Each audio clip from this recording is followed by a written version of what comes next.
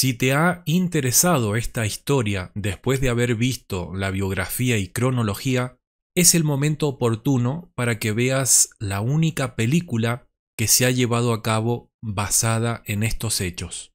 Nos habíamos quedado en que ahora publicaría la cronología post-muerte, donde repasaría cuándo inician la búsqueda, cuándo encuentran los cuerpos, lo que arrojan las autopsias y otros detalles. Pero para que no se haga muy pesado, voy a repasar, como ya dije, la única película basada en los hechos del Paso Dyatlov. Aviso desde ya que voy a hacer spoiler y que solo repasaré lo más relevante de la película.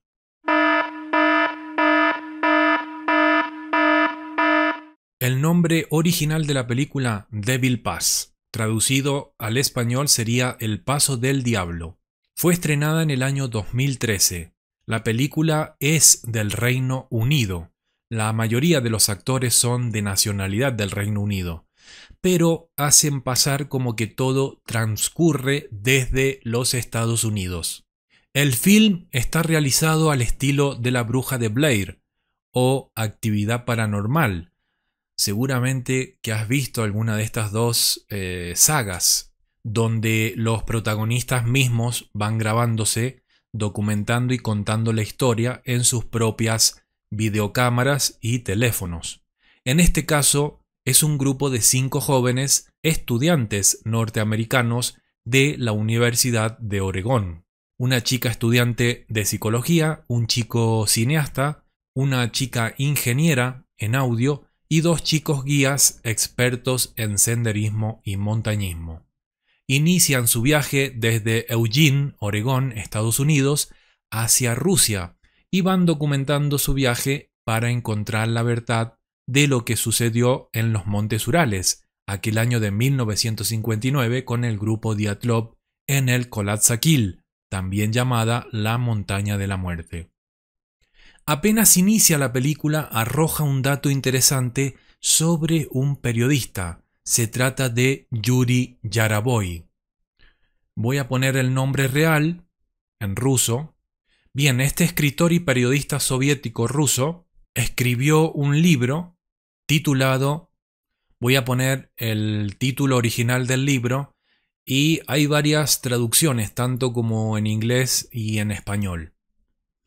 A la izquierda voy a poner las traducciones en inglés y a la derecha las traducciones en español. Categoría de dificultad más alta, de los más altos rangos de complejidad y la categoría de dificultad más alta. Estos son los posibles 3 títulos traducidos, tanto al inglés como al español. Recordemos que el título del libro se basa en la categoría de dificultad de la expedición, catalogada como muy difícil de nivel 3 que emprendieron los excursionistas. Bien, Yuri Yaraboy era corresponsal del periódico de Sverdlovsk. El periódico se llamaba Na Smenu.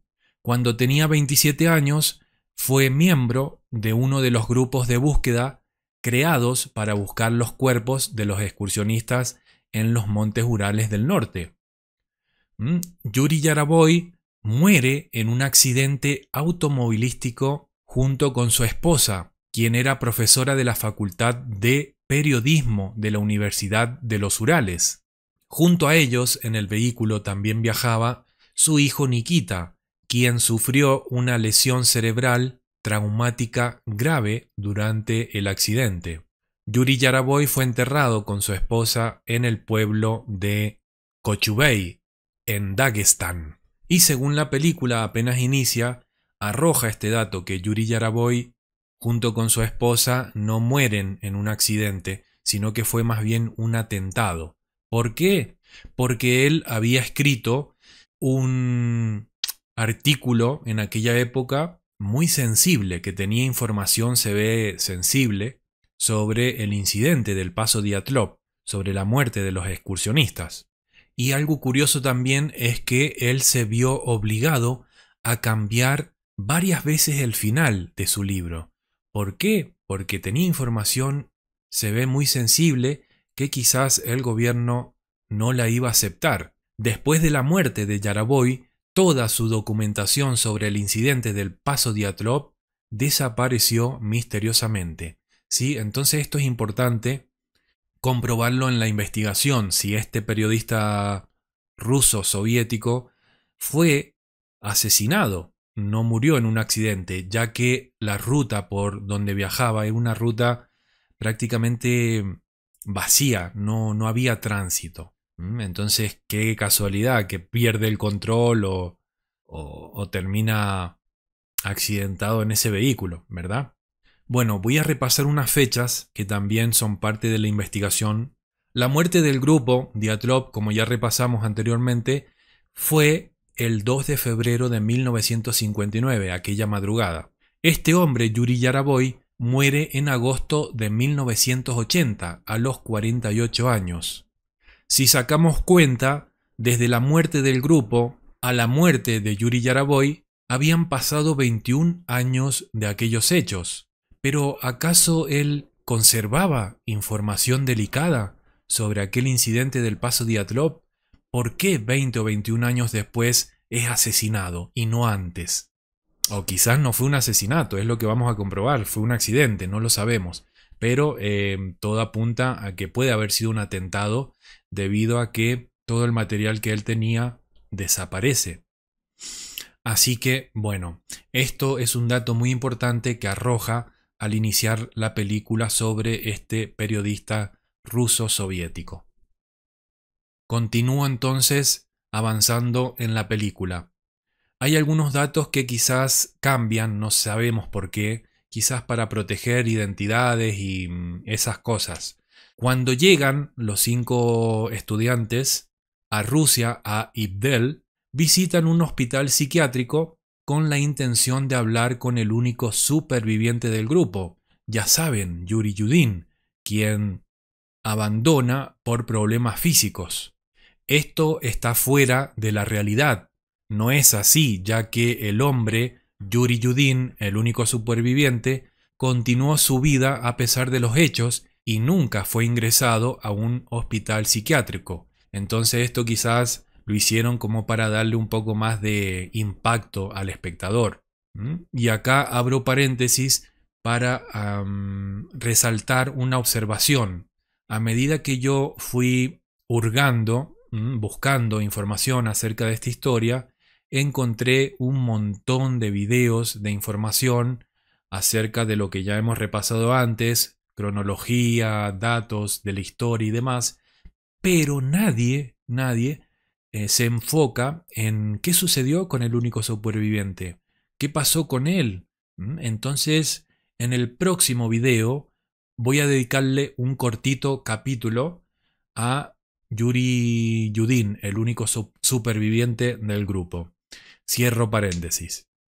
Bien, estos 5 jóvenes que van a Rusia con la intención de esclarecer lo que pasó con el grupo Diatlov, entonces están en Ibdel y viajan a Vizay, en la parte trasera también de un camión. Es como que van haciendo un poco similar la historia del viaje de los excursionistas del grupo Diatlov.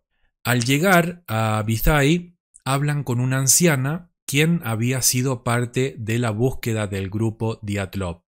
Esta mujer anciana les revela algo inquietante, lo cual es interesante ya que pueden haber puesto estos datos que no están en la versión oficial o quizás lo inventaron, por eso también es parte de nuestra investigación. La anciana les revela que además de haber encontrado los 9 cuerpos pertenecientes a los excursionistas del grupo Diatlov, encontraron 2 cuerpos más, los cuales las autoridades hicieron desaparecer y que esto nunca fue puesto en el informe oficial. Ella también les cuenta que sintió muy mala vibra en el lugar donde encontraron los cadáveres. También dijo que junto a los 2 cuerpos que no pertenecían al grupo Diatlov había una máquina extraña. Los 5 estudiantes siguen viaje hacia el Kolatskil, también llamada la montaña de la muerte. Ahí es cuando comienza la trama de la película.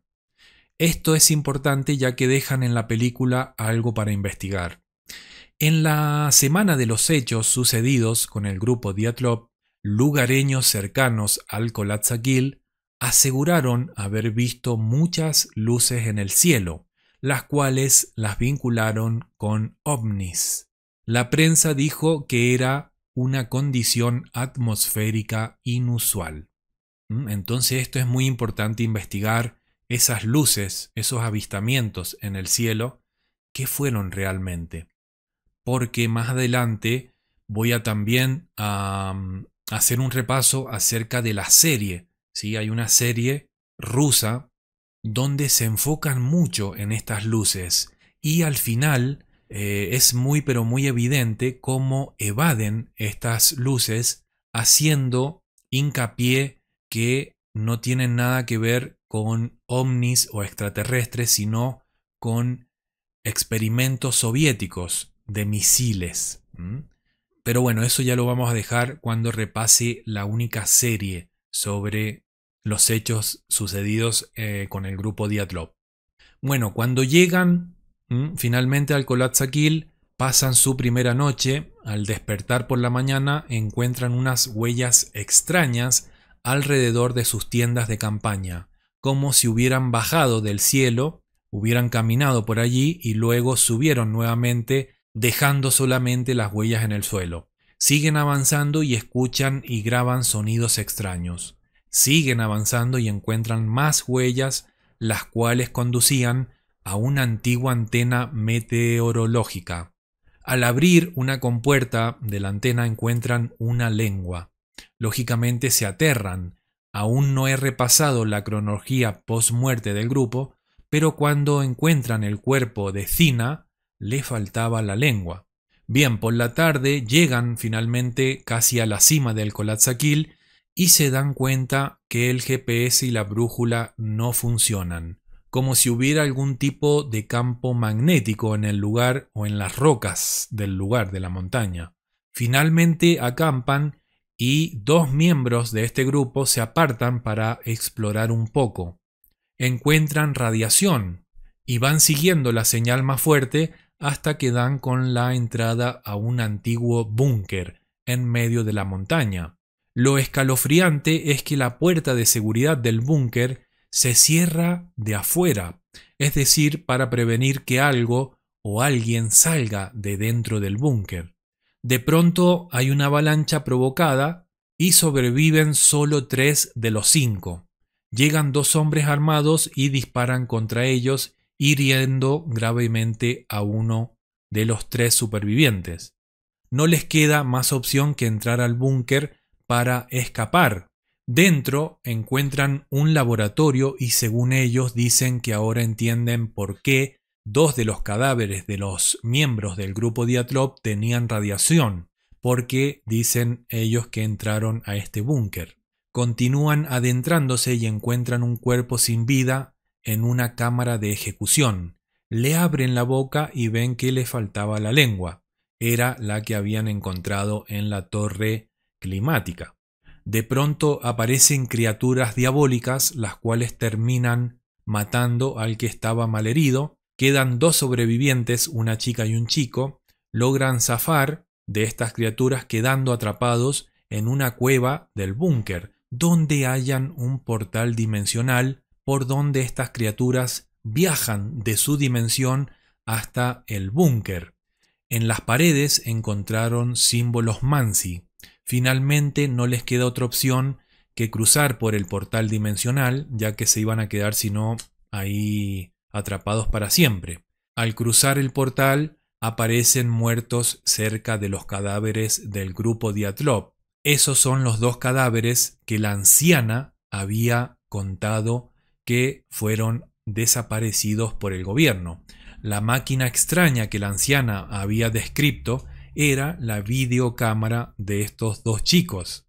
O sea que al entrar al portal regresaron, hicieron una regresión a 1959 y murieron junto al grupo Dyatlov. Bueno, esto es el resumen, el spoiler de esta película basada en los hechos del grupo Dyatlov. Por último voy a repasar cómo calificaron esta película en la legendaria página web llamada Tomates Podridos, donde se dejan reseñas y calificaciones a todas las películas del cine. ¿Cómo funciona esta página llamada Tomates Podridos? Haciendo referencia a que la gente arroja tomates según el nivel de la película. Para esto hay un tomatómetro, que sería el medidor, ¿sí? Y hay 3 clases de puntuación. Cuando califican a una película dentro del 0 al 60%, significa que le arrojaron tomates podridos, quedando como una mala película. Si las reseñas y las calificaciones están dentro del 60 al 70%, significa que la gente les arrojó tomates frescos. Y si las reseñas y calificaciones alcanzan del 70 al 100%, son tomates frescos, o sea que les gustó mucho la película. Lamentablemente, Devil Pass, esta película, logró apenas un 48%, o sea que está dentro de la calificación de tomates podridos. En fin, no les gustó la película.